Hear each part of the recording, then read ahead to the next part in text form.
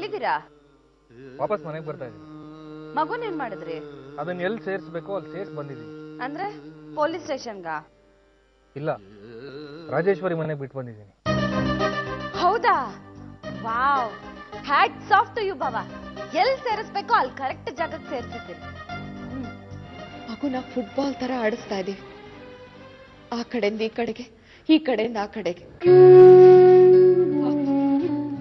ಆ ಮಗು ಏನ್ ತಪ್ಪು ಮಾಡಿದೆ ಹೇಳು? ಅಣ್ಣನ್ಗೆ ನಿಂದೆ ಚಿಂತೆ, ಅವನ್ಗೂ ಆ ಮಗು ಬಗ್ಗೆ ಅನುಕಂಪ ಇದೆ. ಆದ್ರೆ ನಿನಗೆ ಎಲ್ಲಿ ಏನಾಗುತ್ತೋ ಅಂತ ಭಯ ಅಷ್ಟೇ. ಮಗು ವಿಚಾರದಲ್ಲಿ ನಾನು ಇದನ್ನೆಲ್ಲ ನಂಬಲ್ಲ ಸುಮತಿ. ಮಗು ಮಗು ಅಷ್ಟೇ. ನಿನ್ನ ಬಿಟ್ಕೊಡೋದಕ್ಕೆ ಈ ಮನೆಯವ್ರು ಯಾರು ಸಿದ್ಧವಾಗಿಲ್ಲ. ಸ್ವಲ್ಪ ದಿನ ರಾಜೇಶ್ವರಿ ನೋಡ್ಕೊಳ್ಳಿ ಬಿಡು.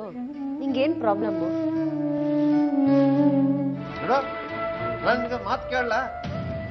ನಮ್ಮ ಅಮ್ಮನ ಮಾತನ್ನ ನಾನೇ ನಂಬಲ್ಲ. ನೀನ್ ನಂಬ್ಕೊಂಡು ಬಂದಿದ್ಯಲ್ಲ, ಯಾಕೆ ನಾನು ನಿನ್ನ ಮದುವೆ ಆಗ್ಬಿಡ್ತೀನಿ ಅಂತನ? ಖಂಡಿತ ಆಗಲ್ಲ. ನಿಮ್ಮಿಷ್ಟ. ಓಹೋ, ನನ್ನಿಷ್ಟನಾ? ಹಾಗಾದ್ರೆ ನೀನು ಈ ಕ್ಷಣನೇ ಈ ಮನೆ ಬಿಟ್ಟು ತೊಲಗ್ಬೇಕು. ನಿಮ್ಮಿಷ್ಟ. ಮತ್ತೆ ಈಗಿಂದೀಗ್ಲೇ ಹೋಗ್ತಾ ಇರೋ. ಹಾಗೆ ಹೇಳೋದು ನಿಮ್ಮಿಷ್ಟ ಅಂದೆ. ಅಂದ್ರೆ ನೀನ್ ಈ ಮನೆ ಬಿಟ್ಟು ಹೋಗೋದಿಲ್ವಾ?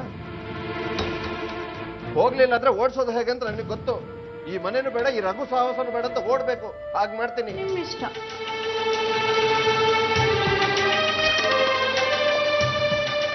ಅತ್ತೆ ಯಾಕೆ ಹೀಗೆ ಮಾಡ್ತಿದ್ದಾರೆ? ನಾಯಿ ಊಟ ಹಾಕದ ಹಾಗೆ ಊಟ ಕೊಡ್ತಿದ್ದಾರೆ. ಮಗು ಅತ್ತು ಸದ್ದು ಬೇಕು ಅಂತಲೇ ನನಗೆ ಕೇಳೋ ಹಾಗೆ ಮಾಡ್ತಿದ್ದಾರೆ. ಇದೆಲ್ಲ ಹಿಂಸೆ ಕೊಡ್ತಿರೋದು ನೋಡಿದ್ರೆ ಅವ್ರು ಖಂಡಿತ ದ್ವೇಷ ಮಾಡ್ತಿದ್ದಾರೆ.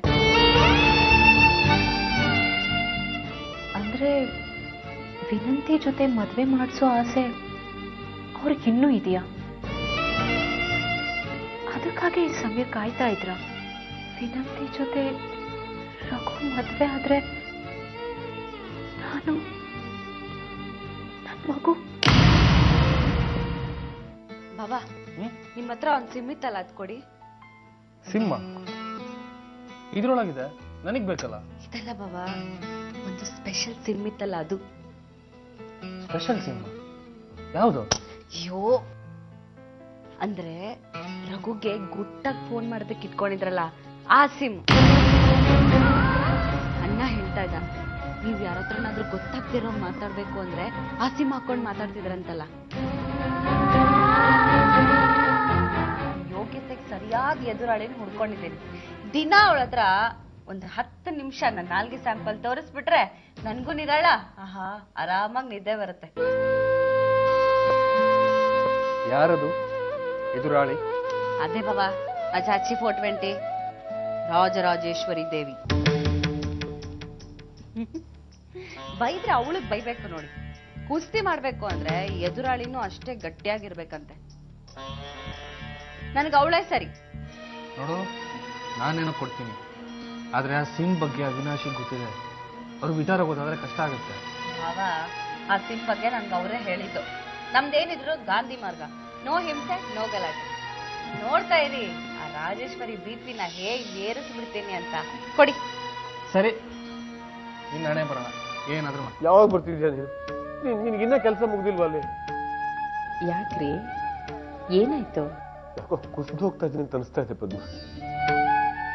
ಹೃದಯ ಭಾರ ಅನಿಸ್ತಾ ಇದೆ. ನನ್ನ ಜವಾಬ್ದಾರಿಯಿಂದ ನಾನು ತಪ್ಪಿಸ್ಕೊತಾ ಇದ್ದೀನಿ ಅಂತ ನನ್ನ ಮನಸ್ಸು ಹೇಳ್ತಾ ಇದೆ.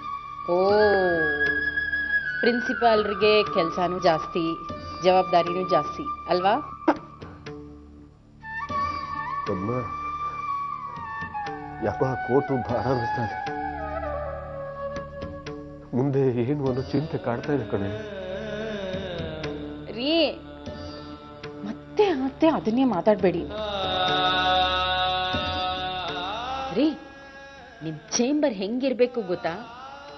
ಯಾರಾದ್ರೂ ಸರಿ ಬಂದ ತಕ್ಷಣ ಮಹಾರಾಜರು ಕೊಡೋ ಮರ್ಯಾದೆ ಕೊಡ್ಬೇಕು.